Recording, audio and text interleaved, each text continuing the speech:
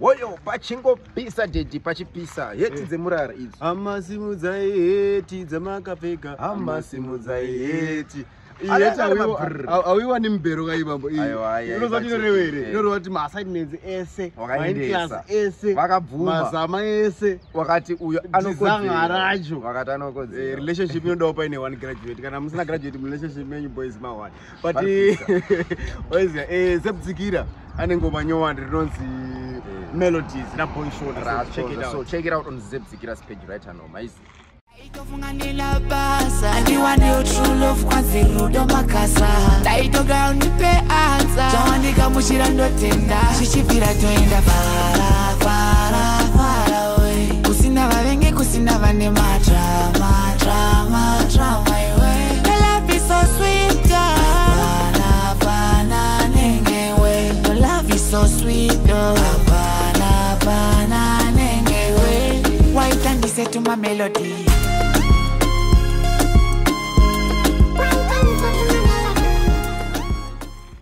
Yeah, at the same time, Nigga Genius ndokutenda ine pachenga pachipisa maizi you have to give praise and thanks to Jah each and every time. But munozi achimambo choitika kachawa pa episode 4 episode takarwa masunzwa. Chayo masunzwa. Bana kuita graduate it's just a good feeling man. But episode rikuya. Back to back mceetexx dada. You don't know with your host the most. Chingoti what's happening, what's cracking, what's sexy, what's juicy, but manje ayo undergrade Zimbabwe. Kanito grade Zimbabwe. Pane nyaya iriko.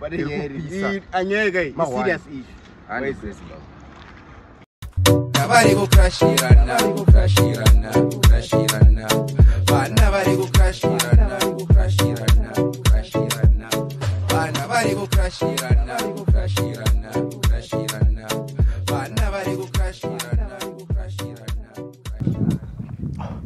Woyo, what's happening, gentlemen? Ayo, mambo kachena. Smart city parura na. No smart city parura na bam. Baru pisa, guys. We are here at Great Zimbabwe University for the 3rd season of Campus Crack Zimbabwe, and I'm your host, mceetexx_. Back to back with one, my youth. You don't know, say you know who it is, man. What's popping, what's cracking, what's sexy, what's juicy, what's rocking. It's your host, the most DJ Mambo the King, and shout out to the one, the trailblazzer. Shout out to also Royal Creative Media behind the camera, and they are not about my cameras. Edu guys, yeah. Yes, definitely, and special thanks goes to the one mceetexx. The whole season. Tatakangorwa bagamura masmart maize.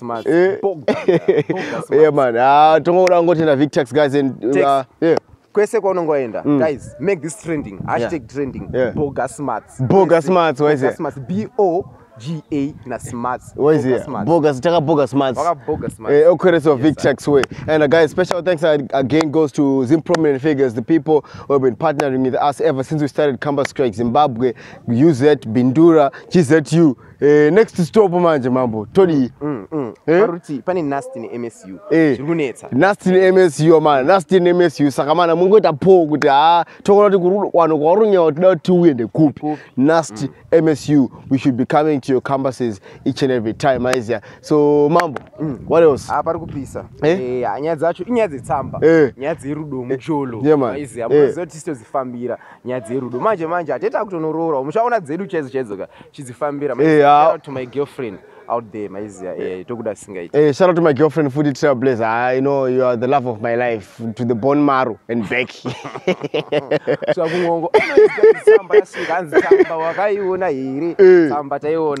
read the letter out loud here. Hello, guys. Hello, mceetexx and djmambo. Guys, my name is Mhlanga, but people call me Mbada. I have this girl that I have a crush on, and I've been dying to tell her for a very long time. Chimoko chinondiita boys, but problem inyaya wekuti achibatike muma rounds. Anzi Mbada iroda kuvhima mudara ada kutsvaga kuti munhu anomuwana kupi maiziva zvanzi mwana uyu anogara kumasi mceetexx so mwana uyu anonzi Lisah anonzi Lisah. So yeah, Mukumunzo kuti Lisah. Guys, kuma city kunotsvaka Lisah ari kudiwa neMbada. Maize. Pachapisa guys. Pachapisa. But Tex, do you know one thing I have to tell these people about reading? Azvinoneka face wanga kuti tiri vanhu vari literate. Do you know kuti kuverenga tsamba mu class kune vamwe vaitadza kuverenga tsamba? Kana rondedzero. Guys, we're very literate because we are graduates, guys. Thank you so much for those who've been supporting us the 4 years of our journey at the University of Zimbabwe. We are so happy. So right about now, Mbada dzakupinda manje. Panomunochi wanasoti wakangana kuti tiri graduates emedia.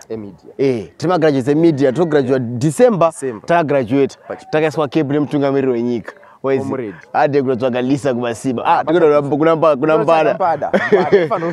Baba isingativhime Mbada. Mbada yozonovhima wacho. Yezovhima yega Lisah waisi. Ade baba. Assignment roba yarini. Ngwai. Ngwai. Ai wewe usanzironyepa wewe. Unonyepa.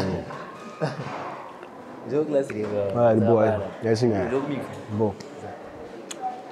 So guys, mvesangari mu hotspot. Ngaranza assignment yake dona 1 here. Saka under time yekuti ambo gadziri assignment uzokuya. Saka patatanga tomboenda ku baby first. Kuna Lisah wacho because Mbada meno kuti yakutya. But yeka natofunga tatutiza ka.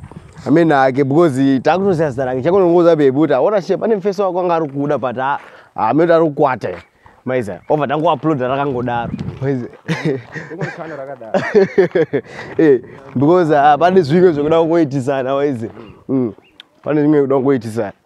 But we're gonna check smoke kasara my baby. In terms of my baby. Let's be honest, generally speaking.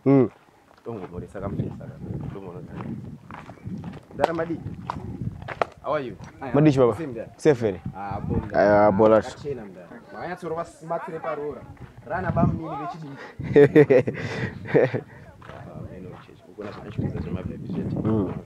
Bagaipa. How are you guys? Amana. Murise.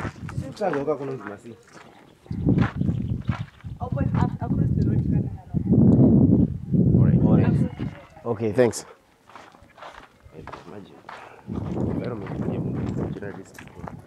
Promote prostitution.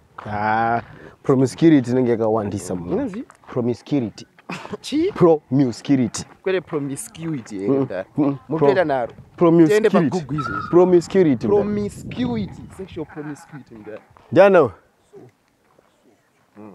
Aish pamna tuona mbangu ndiye kaliza ngachitiza ari momo. Eska. Vo. Yenze promiscuity mdara. Curity. Curity like C-U-R-I-T. Ayo nonyeba yo.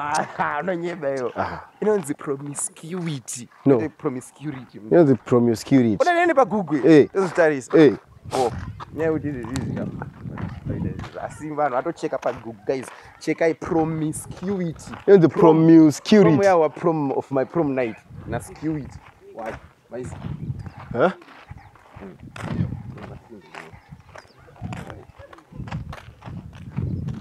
Ese zima streets ese guys vanhu ese vabude. Vanhu ese varungotarisa kuti saka ndiye hanzi double. Sande apa. Yes, Chris. Yengiri ko kasi talent kunge kutenda.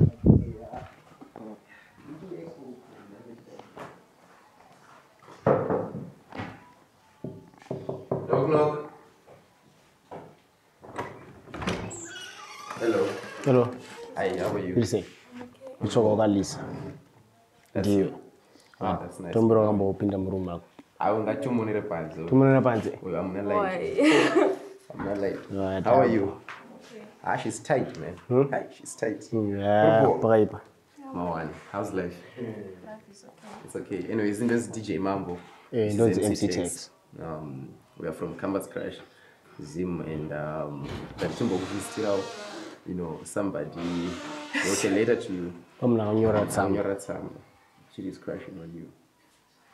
So I don't want 2 minutes to tell you. I don't say I need my buzz. I don't want so sick. It just wants to provide entertainment. I don't go kunakiti. Sakatanzi tokuda time neyo. Kungo papa TV chat. Ndokona manetsera tatichita kumafunda tatichipita kubakari. So we just said let's just go there. First atanza ari mu hotspot. Yeah, ari mu hotspot. Saka tangotrigari tangokuudza kuti tikuuya. Yani assignment yanga achita kupesa kuti. Then anga achita kustoka zvitoda.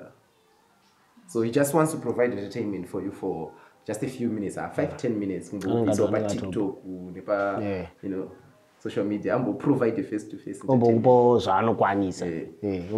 Imagine. That's weird though. But apa saka yo mambo isara panapo kuti asatize waize. Kuti asatize because anongonozoda sei. Zotize. No. Ndinotora face waize. Waize. Unless we all watch the tiende ku hotspot kwacho.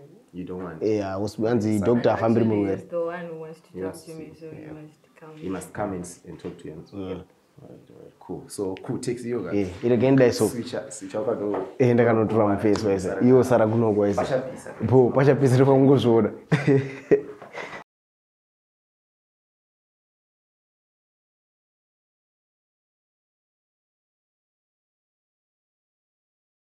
Aya, munoziya soka. Asika apa Great Zimbabwe musadaro imi. Moziya muri vanhu vekuziya zita renyika yeZimbabwe rakabva kunoku kuti masvingo Great Zimbabwe ndokukapiwa zita renyika. But unoona munhu achitifonera guys. Uyai mudai so ndirebeve rangu ndiri kuda. Tasvika timirire 1 hour. Ndamira 1 hour guys. Tikati aiwa regatai ne baby face ndasiya mambo ari kubonza ndichizviziya. Maiziya, but amira panapo 1 hour. Munhu takudzoka after 1 hour rere.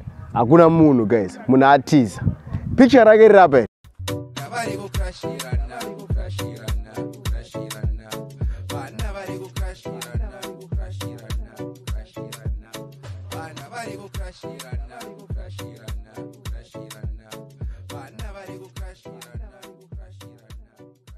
Alright guys, you don't know. Yes, our big guys parikupisa mukuzo zviriko here zvinhu izvozvo. Zviriko here. Azviko. Hautize chimoko chamwari chawanyora tsamba. Osiya yellow bone nyama yemwana. Zimbabwean queen ndandi. Ndoko unonzi manyama amire nerongo yamudara. Nyama iri ready kubikwa iwotiza wobva pamuchato vanhu vakuboilisa nyama. Unenge uchita sei? Uchikwatisa maize but chimoko. What do you think about this guy? So that unokwanisa kutokuratidza picture unokwanisa kumuona. He's a coward. He's a coward. Yeah. But what was going in your mind? Definitely the suspense, because I stayed with the guys for almost 45 minutes. When I text her and face here, and she was just telling me, "Ndiani komuni, anga kutenda pa list my potential wa remove phone mark." So, but generally, what was going to be your response to the guy? My response was, why would you go through with the cameras? Why couldn't you just come direct to me without all this hassle and stuff? For real? Yeah. But what is slay queen here? What is slay queen here? Not a slave. Are you into drip? You're not into drip. I got to pick a LV plus, but Panambo Sara na anchungona zangu ta anenge we drip. I sister there. But I wanna sha. Wakomana ku crash rango it is serious. Because awanga ku waste my opportunities sha. For real. Yo, uri opportunity no zero, uri opportunity. Uri mukana cheyo mu life as ukutodaro. So sure.